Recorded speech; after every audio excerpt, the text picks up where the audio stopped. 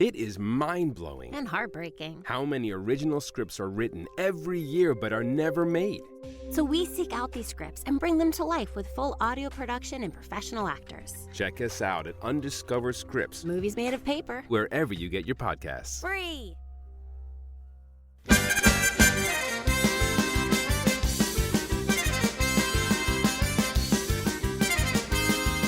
All right, Matt, it is time for something that I don't think has ever happened or will ever happen again, which is that we are about to talk about a Weird Al title track that is a polka medley. Yeah, this is it. This is the only one where the album was named after the polka. I think Dare to Be Stupid's the only other one where it's even got a title track. Ooh, that's interesting. I hadn't thought about that, but you're right. I guess unless you count the UHF soundtrack. I feel like that's like a weird...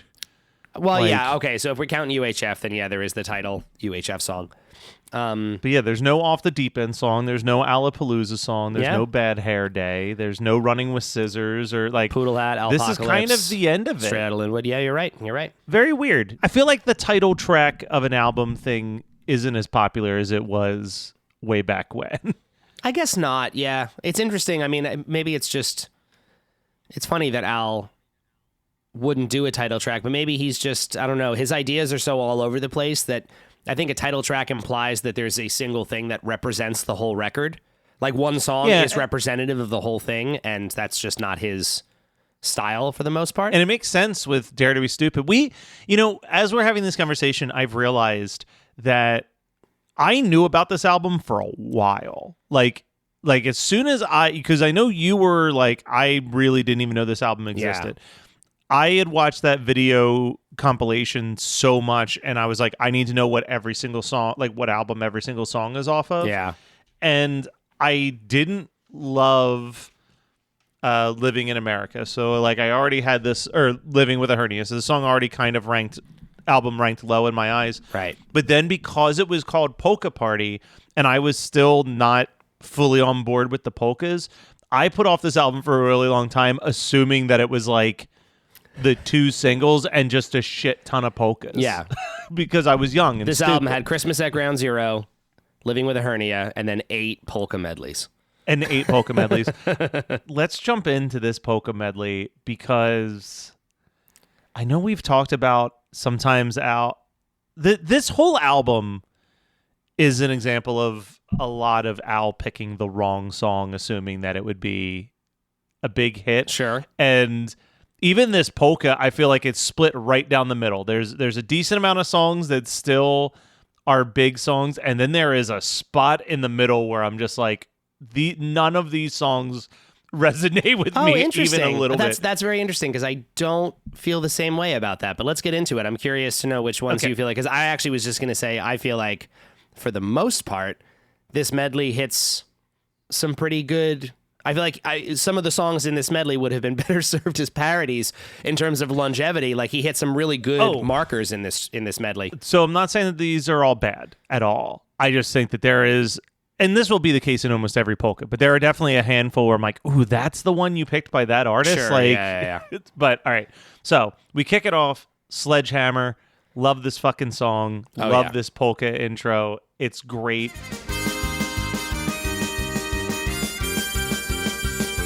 You could have a big dipper going up and down all around the bends. You could have a bumper car bumping. This amusement never ends. I wanna be your sledgehammer. Why don't you call my name? Oh, let me be your sledgehammer. This will be my testimony, yeah. I don't know if we ever get any other Peter Gabriel from Al. So, well, we definitely have some Peter Gabriel style parodies. Oh, down the line. Then we will hold off on deep dive. Yeah, no, it's great. I also love the we already heard the in the last polka medley we covered. Sledgehammer has the I wanna be bang bang, like that hammer anvil sound, which he used in Bang Your Head. On the previous, it's pretty much the exact same thing. And you know what? I'm not mad to hear it again.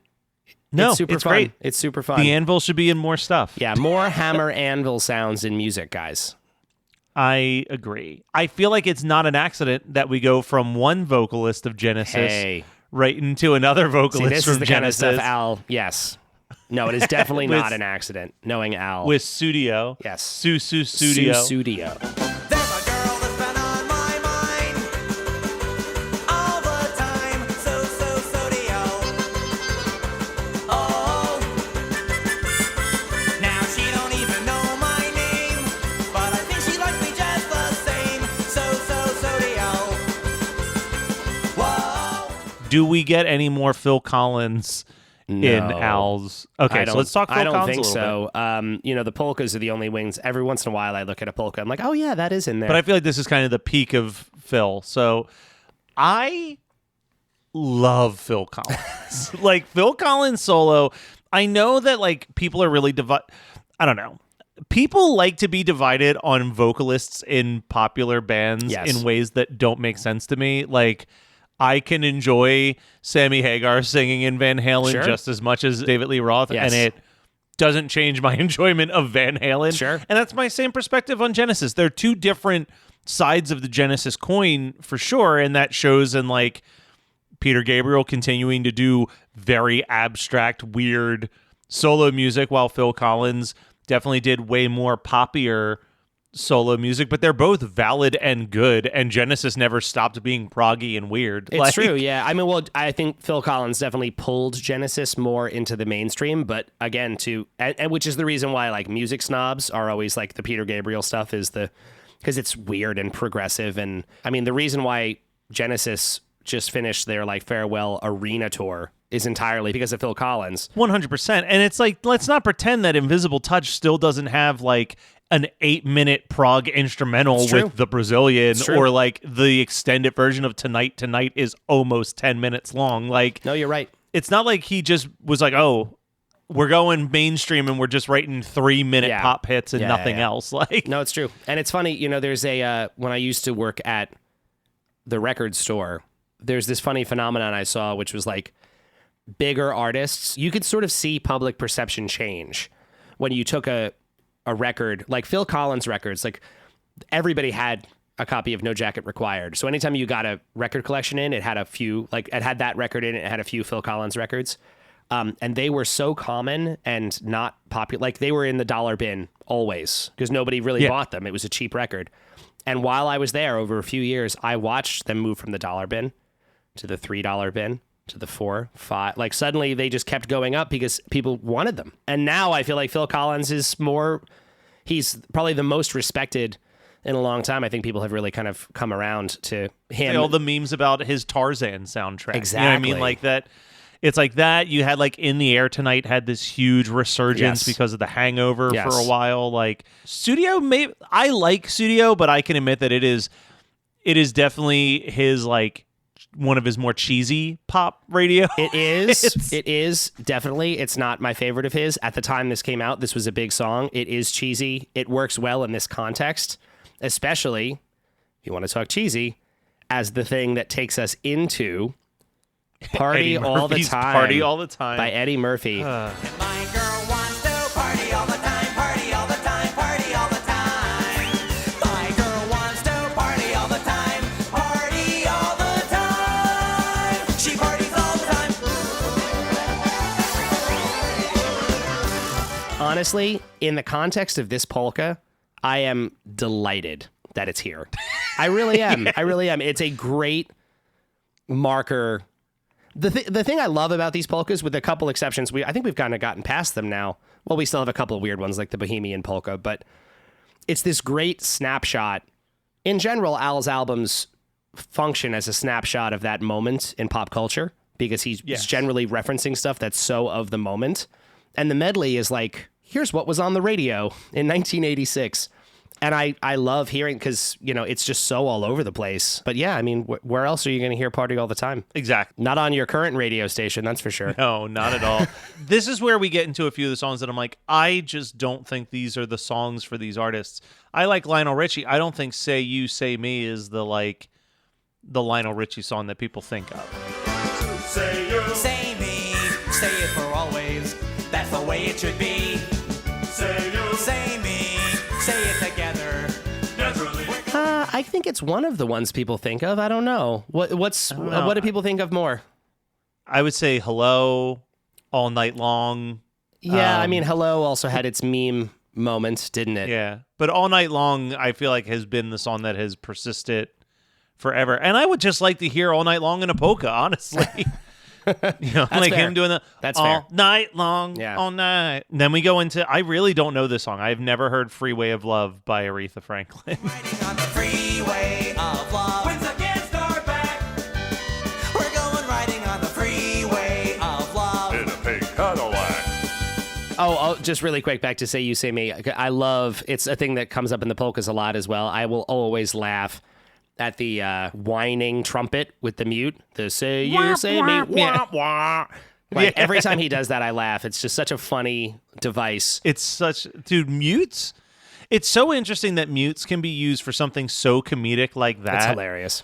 But then, like, one of my favorite New Orleans jazz songs, like Duke Ellington doing, was it East Side Toodaloo? Oh, yeah, it's beautiful when used appropriately. Yeah. It's like- Yeah. but yeah, do you know this Aretha Franklin song? Like, this song came up, and I'm like, I have no clue what this I song do know is. this. This was definitely like a later. So again, in these polkas, I often think that it's like it's him picking stuff of the moment, but I also feel like it's maybe this was a later hit for Aretha. You know, this was like past her biggest days, generally speaking.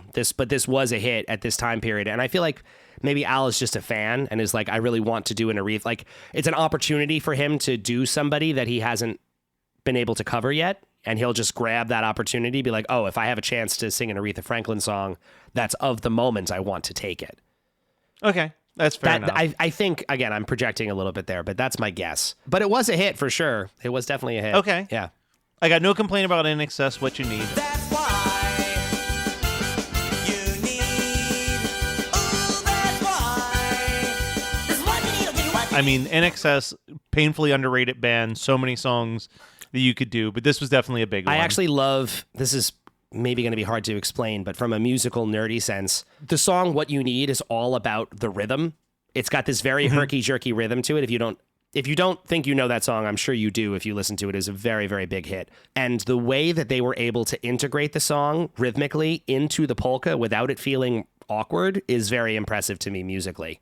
Because it actually still has that da-da, da-da, those like hits to it. But I don't know. I'm impressed by their ability to stitch it into this medley. I would have never known how to get this squeezed between Aretha Franklin and the Rolling Stones, but Al pulled it off. I would have thought it's it wouldn't very work. quick, though. It's very quick. They jump in and out of the In Excess one Yeah. super fast. And like you said, we go into Harlem Shuffle by Rolling Stones.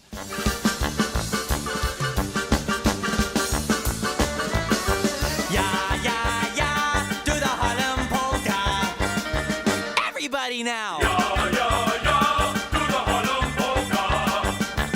Not the first time that there's going to be a swing and a miss on Al predicting what's going to be a big Rolling Stones hit that lasts for eternity. Yeah. It's quick. I think it's mostly just because he wanted to say do the Harlem The Polka in the Harlem middle of polka, the song. yeah, exactly. And he got to do a real like oompa, like Oktoberfest style instrumental underneath it. Yeah, that's the joke of really including this song, which is fine. Again, I think I agree that this is the least, oddly, by the Rolling Stones, I think this is the most obscure now track that's on this. Which is funny because the next polka that we're going to talk about is an all Rolling Stones polka. I know. Boy, does he love the Stones. This is where I'm done. Like, that is the block where I was like, oh, I don't know if he picked the right songs by some of these artists in this point. From this point on, he's killing it. Yeah. Venus. Venus. She's got it. Yeah, baby, she's got it. Well, I'm your Venus. I'm your fire. What's your desire? Perfect. Like, so good. Works beautifully. I have never really dug deeper into Bananarama, though. Good. It's They're like- a good. No, I'm sorry. I- They are a good band. It sounded like I was Oh, saying good. you're like, I good. never dug into Banana. Good. Don't. No, Don't. no. They are good. They are good. They made good records. You should definitely. Just a ridiculous name. It's a ridiculous name. Venus that quickly segues into Nasty by Janet is so good. Nasty! Nasty boy!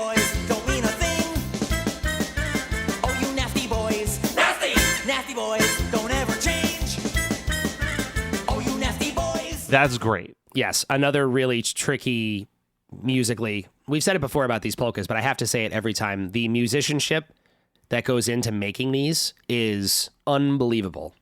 And both the way it's composed, the way he manages to stitch it all together, and the way the band plays rhythmically, like the cut into Nasty with like the stops is really, really intense. And this is so fast. I feel like more than usual, this polka is light speed. I even wrote, this feels really fast. This feels short. Yes, it does. I think it's like maybe like 3 minutes and 20 seconds, but it feels like it's 2 minutes. Like it moves so quickly through these songs. Yeah.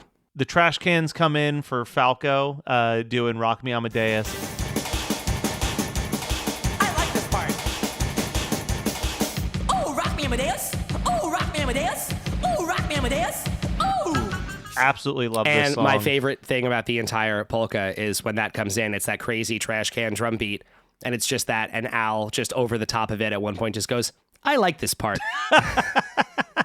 I love that so is true. much. He does do that. So we did an episode about Falco on One Hit Thunder. Oh, yeah? And everyone should check it out. Beyond the fact that it's a great song, interesting story. Technically, Falco's a really interesting person because Falco... I think he was the first non-English song to hit number one because most of that song is sang in German. Yeah. But secondly, he is a one-hit wonder in the United States. He's had a couple other hits in Germany, and then a different one-hit wonder covered one of his songs, and that was their one hit in the States. They translated it to English and did a cover of it, and that was a different band's one hit. That was Don't featured. turn around. Oh. That's in a movie that I know. It's in Wedding Singer. That's it. That is it. Wow. It's definitely in Wedding Singer. But yes, so Falco is one of the weird artists that is a one-hit wonder in the States, and then another one of their hits in a different country was covered for a different artist to be a one-hit wonder. Very rare thing. Just a fun little Falco fact. Yeah, I love fun little Falco facts. I also think that I genuinely did not know the song Rock Me Amadeus until I had already known The Simpsons' Dr. Zayas, and then B, the Bloodhound Gang sampling it in one of their That songs is as well. exactly what I was going to say. finally The was Bloodhound like, Gang have a song called Mope. That is the intro. It's boom, boom, ooh, rock me Amadeus. And that's the setup of the beat. Yeah.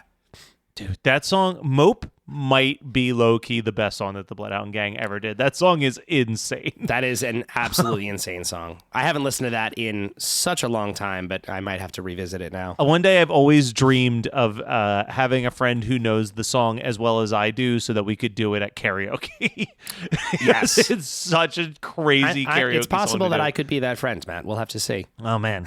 Maybe. One day, maybe we'll play Alcon one day. They'll be There like, you hey, go. let's bring in the Weird Algorithm podcast. And I'm sure there's a karaoke night. I'm sure, yeah, at Alcon, the thing that they're going to want us to do is to do a Bloodhound Gang karaoke event. A very filthy Bloodhound Gang Exactly, song. yeah. All right, so it goes into Shout, which is fun, but again, it's short. Like a lot of these are like 15 seconds. We're in and out Yeah. of these covers. Shout, shout, let it all out. These are the things I can do without. Come on, I'm talking to you. Come on. Yeah, it's funny again because like obviously the polkas inherently are this like, you know, get in and get out as fast as you possibly can, but this one does have exceptionally frantic energy compared Yes, to some of very the other much ones. so. Yeah, So, first of all, let's talk Tears for Fears for a second because I don't think that we're going to get a chance to ever again on this podcast with any future songs. I don't think we will. What a great band from the 80s. Such a great band. Like Even up until the recent songs day. from the Big Chair. yeah. I mean that record is a masterpiece and is you know, a reasonably well documented masterpiece, which is great. There was I think it's called Break It Down Again by Tears for Fears that our old sound guy used to play before every Wheatus show. It was like a thing he would play while we were like getting set up on stage.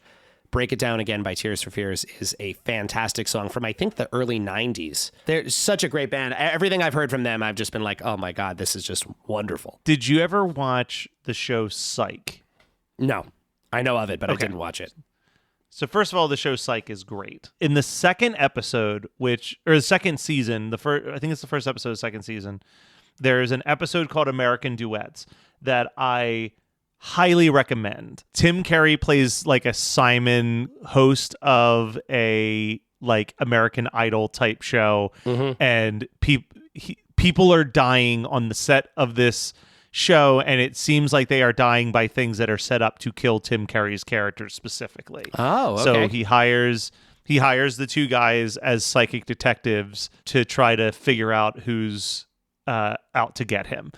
And there is this reoccurring joke that starts in that episode that when these two characters were friends in elementary school, they did a duet for their school play of a dream encounter of Kurt Smith and Michael Jackson. Oh, God.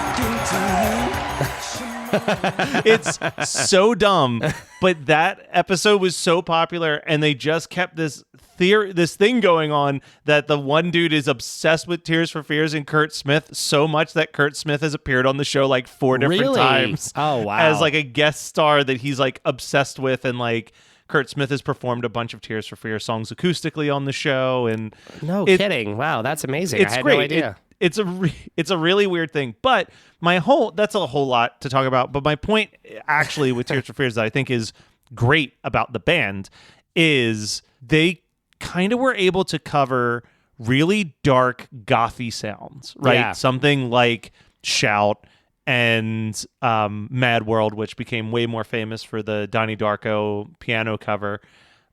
But also these like absolutely joyful, upbeat sounds. Like Head Over Heels is such a good 80s love song. Like Everybody Wants to Rule the World is a song that literally just like makes me want to like go and conquer the world when I hear it. Like it's one of those the songs juxtaposition that is, of their yeah, sounds. I love, you realize how rare it is that something like a song is so universally beloved. Even really popular songs, usually people like some people hate a very popular song. And something like Everybody Wants to Rule the World feels like a song that's like impossible to not love, which is so hard to do. I feel like at some point when he was sitting down writing that song and he got to literally just doing the Everybody Wants to Rule the World. Yeah. He had to have known like, oh, I hit something here. Oh yeah, it's beautiful. They are a great band. And I did double check. It's interesting. The song I was referencing is technically a Tears for Fears song, but comes from the time period where they actually split up. So it was only. So it was just Tears. It was only Roland Orzabal was Tears for Fears alone for a brief period of time, and he put out a record called Elemental under the name Tears for Fears that has this song Break It Down Again on it. But despite that, it is so good. I'm plugging it one more time. Listen to that song. It's very, very special to me. So something not included in this polka, but whenever Al performed Polka Party live during the Monkees tour, in between Shout and the closing song Papa Don't Preach, he would also play Wang Chung's Everybody Have Fun Tonight. Oh, really? Yeah. Interesting. And I don't know if that was like a Buddy Holly type situation where it was written to originally include it. Couldn't get the permission, maybe, yeah. And they couldn't get the permission, or if it was just something that he was like, man, we're like ripping through this song and it's really short. Let's add one more in there for time's sake. We can check the sake. dates on it too. Maybe it just came out slightly later. Yeah, and it could be that they too. integrated it in live for the tour because it was like a big hit on the radio at that moment. There's no way that wasn't a great polka interpretation. Yeah, but totally. As we've said before, every one of these polkas, there's at least one song that he does where I just think that sounds so good, I could take a full version of it. And weirdly, I think on this one, it's Papa Don't Preach by Madonna. Please, Papa, don't preach. I'm in trouble deep. Papa, don't preach. I've been losing sleep, but I made up my mind. I'm keeping my baby. Oh, I'm gonna keep my baby. I'm gonna keep my baby, my baby, keep my baby, keep my baby. This sounds so unreasonably good with that banjo going in the background and everything. Yeah, it's actually funny. I remember when we were talking about Like a Surgeon, I think we said that he doesn't do Madonna again, but we were wrong. Madonna does pop up in 2 polkas. Yeah, because she definitely, Ray of Light shows up. Ray of Light pops up later, yeah. Late 90s. But I had totally forgotten about this one, which is surprising because it's the big finale. Yeah, no, this is great in this format. I remain, again, especially following Weird, I am now permanently in love with the Weird Al Madonna relationship, whether it's real or not. I don't even care. I'm just on board. I'm here for it. I love the idea of those two being friends. TIAA is on a mission. Why? Because 54% of Black Americans don't have enough savings to retire. So in collaboration with big-name artists like Wyclef Jean, TIAA released Paper Right, new music inspiring a new financial future. With 100% of streaming sales going to a nonprofit that teaches students how to invest. Stream Paper Right now and help close the gap. Hi, friends. The world got you down. Don't be sad. Listen to $2 Late Fee with Zach and Dustin. $2 Late Fee is the podcast that celebrates the best decade of entertainment, the 1980s. We pick a movie and soundtrack from our youth that we loved and see if it holds up today. We also interview your favorite celebrities from that era. All in the spirit of positivity and togetherness. Check us out at $2latefee.com. So I want to give us some quick numbers because I do think that this is interesting. This is the shortest polka. Okay, so we were right. We were right about that. As we already thought. So Polka on 45, which we covered, was 4 minutes and 23 seconds. Hooked on Polkas was 3 minutes and 51 seconds. This one is 3 minutes and 15 seconds. Yeah, that's quick. And then I'm looking at the future ones. Like when we get to Hot Rocks Polka, that's 4 minutes and 50 seconds. When we get to like Polka Your Eyes Out, that's 3 minutes and 50 seconds. So still about 4 minutes.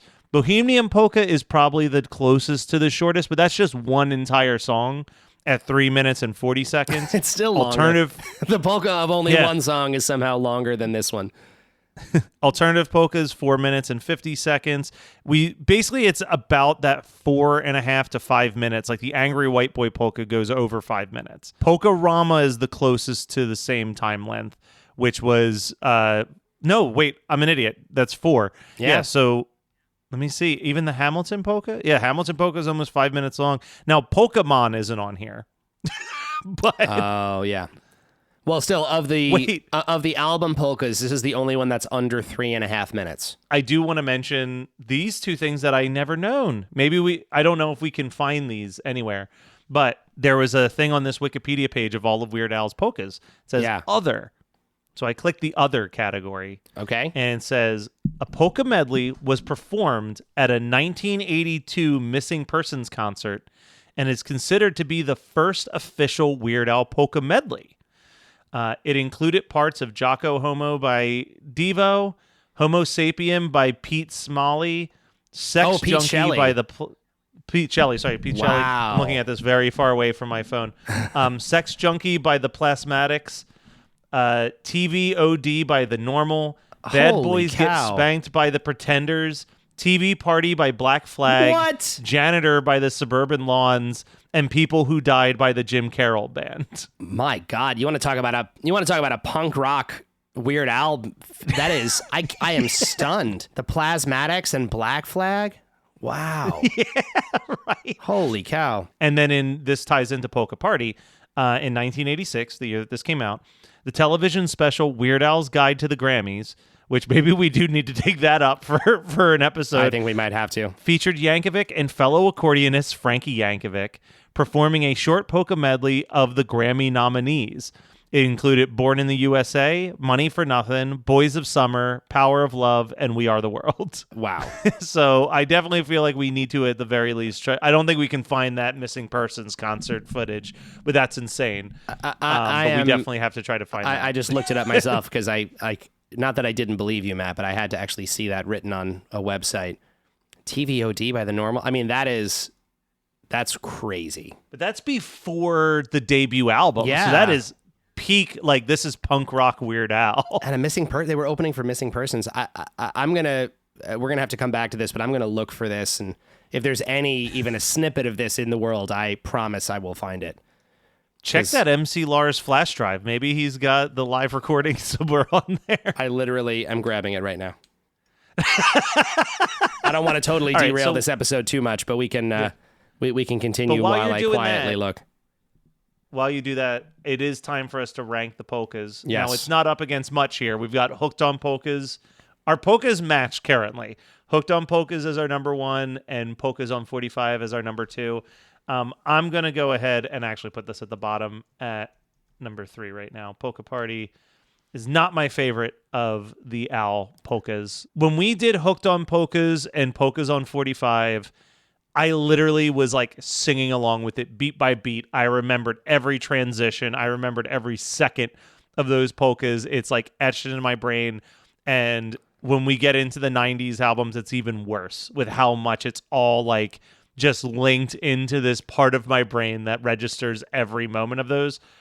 I can barely remember half of the transitions in this one already. It's just not, it doesn't do it for me. I love the polkas now, and I think this is my least favorite of them. I am, okay, so 2 things. One, MC Lars's flash drive unfortunately does not have this polka, but it does have the 1986 Salute to the Grammys polka that we've just referenced that he did with Frankie Yankovic. So that's amazing. Fun. We can take a look at that, but that 1982 polka is still missing. I'm going to keep looking for it. Listeners of this show, if you have any leads on that, boy, do I need that in my life.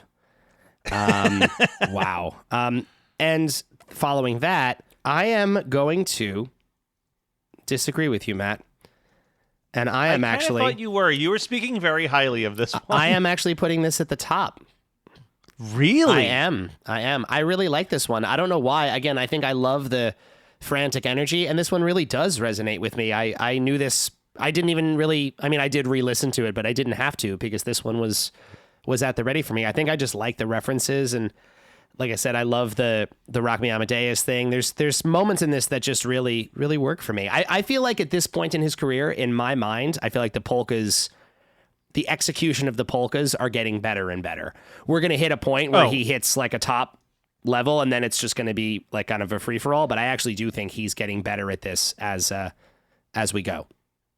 I think that we're going to hit a point probably right when we get into the 90s where it just becomes, at this point, it becomes your musical preference and your musical reference points. Yeah.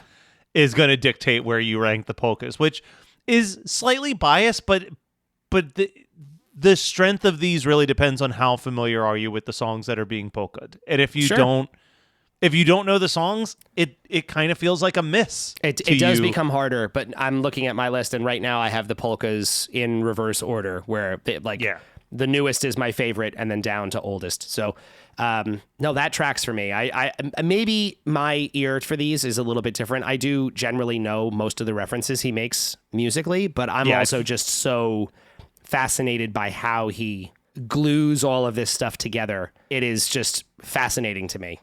And it just gets better. I'm not as strong of a Rolling Stones fan as you are, so I know that the Rolling Stones one, there's going to be some gaps in that one for me. Oh, that is the next one, isn't it? Yeah.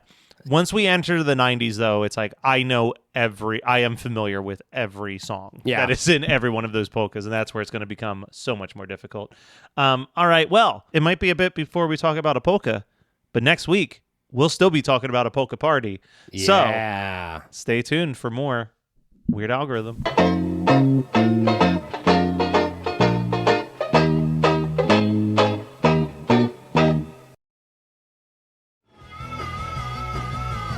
You're listening to the Geekscape Network.